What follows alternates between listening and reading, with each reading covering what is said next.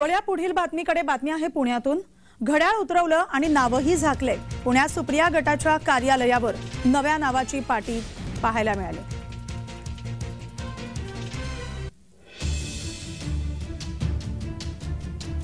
पुण्यात सुप्रिया गटाच्या कार्यालयावर नव्या नावाची तयारी सुरू आहे। घड्याळ उतरवण्यात आलेला आहे, नावही झाकण्यात आलेलं आहे। कारण निवडणूक आयोगाने जो निर्णय मंगळवारी दिला त्यानंतर आता या हालचाली सुरू झालेल्या आहेत।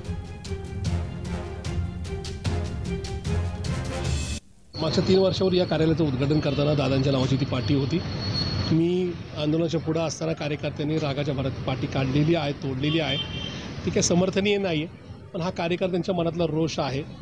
ज्या नेत्यांनी हा पक्ष पुढे न्यायचा, पक्ष वाढवायचा अशा प्रकारची अपेक्षा असताना त्याच नेत्यांनी आज तो पक्ष पलीकडे नेलेला आहे। पवारसाहेबांना या 84व्या वयामध्ये दुःख दिलेलं आहे किंवा त्रास दिलेला आहे, वेदना दिलेल्या आहेत। तो राग, तो असंतोष कदाचित कार्यकर्त्यांच्या मनात आहे। आपण आता पुणे शहरातील राष्ट्रवादी कार्यालयाच्या समोर आहोत आणि या ठिकाणी हे जे पुणे शहरातील राष्ट्रवादीचं कार्यालय जे आहे ते 19 जून 2021 रोजी या कार्यालयाचं काम पूर्ण झालं होतं आणि उपमुख्यमंत्री अजित पवार यांच्या हस्ते या कार्यालयाचं जे आहे ते उद्घाटन झालं होतं।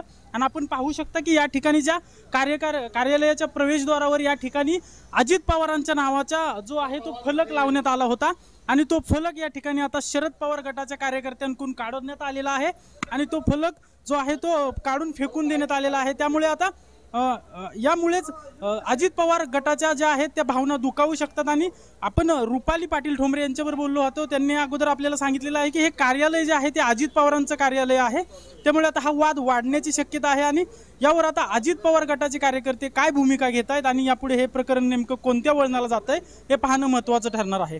अजिंक्य धायगुडे, जय महाराष्ट्र न्यूज, पुणे। आमचे प्रतिनिधी अजिंक्य धायगुडे आपल्या सोबत जोडले गेले आहेत। अजिंक्य, घड्याळ उतरवण्यात आलेला आहे, नाव पण झाकलेलं आहे, आता नव्या नावाची तयारी सुरू आहे, काय सांगाल? हो, नक्कीच निवडणूक आयोगाने जो आहे तो निर्णय दिलेला आहे।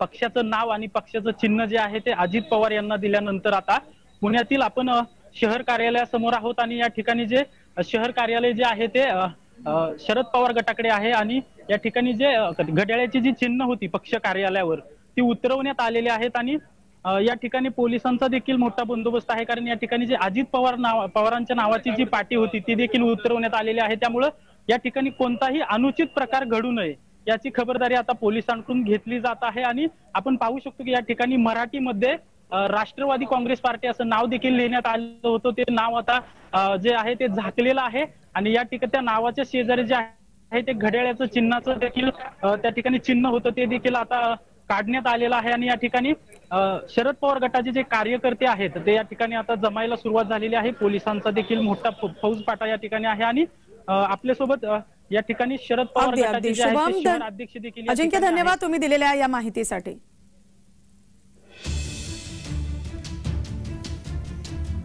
तर पुण्यात घड्याळ उतरवण्यात आलेला आहे कारण सुप्रिया गटाकडून हे पक्ष आणि चिन्ह हे गेलेलं आहे, त्यामुळे आता कार्यालयाबाहेरचं घड्याळ आणि नाव हे झाकण्यात आलेलं आहे।